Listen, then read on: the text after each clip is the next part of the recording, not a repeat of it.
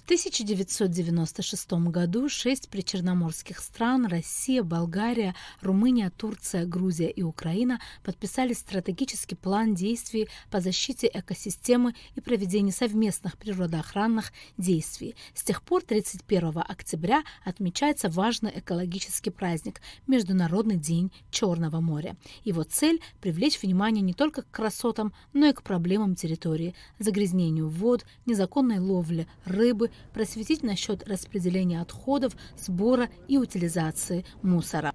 И главной причиной учреждения такого дня стали усугубляющиеся экологические проблемы Черного моря. Ну, в первую очередь они заключались в том, что Черное море — это закрытый морской бассейн с очень незначительным объемом обмена с внешними океаническими водами.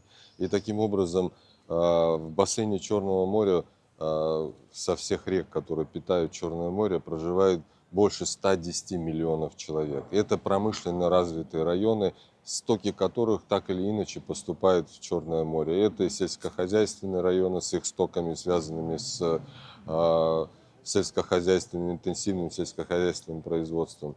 И таким образом усугубляющиеся проблемы Черного моря послужили стимулом, толчком к созданию такого учреждения, такого дня. Если говорить об истории нашего Черного моря, считается, что когда-то, сотни миллионов лет назад, Мраморное, Средиземное, Каспийское, Азовское и Черное представляли собой единое огромное пространство под названием Тетис.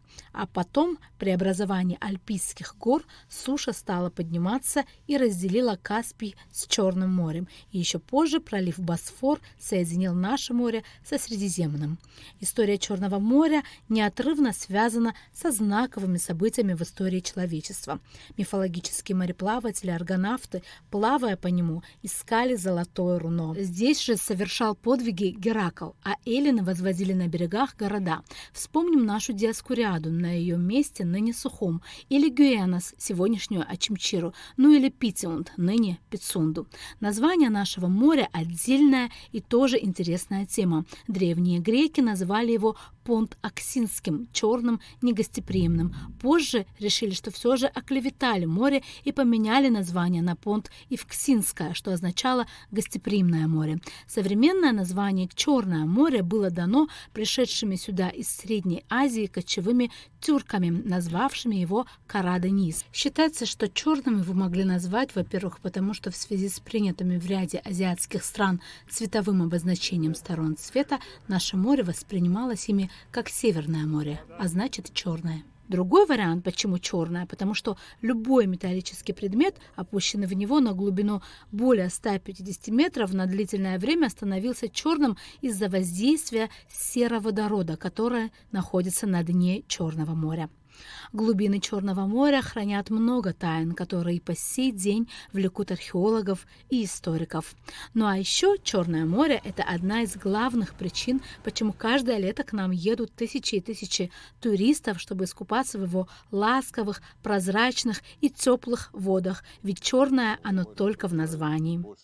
Для нас Черное море имеет очень важное значение, хотя мы не являлись так сказать, соучредителями этого праздника, но мы его отмечаем, потому что Черное море для нас имеет ключевое значение.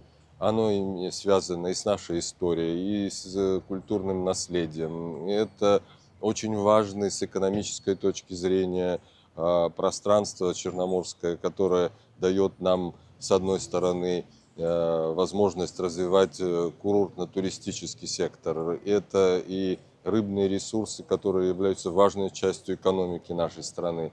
И таким образом с Черным морем Абхазия связана очень серьезными, тесными, глубокими связями. И это важнейший транспортный коридор, который дает возможности выхода в открытый мир.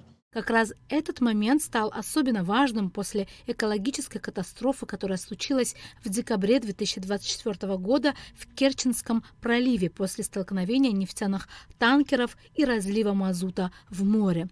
Но, как утверждают экологи, и как мы лично убедились этим летом, купаясь в море, нефть берегов Абхазии не достигла. Оно по-прежнему чистое и очень гостеприимное.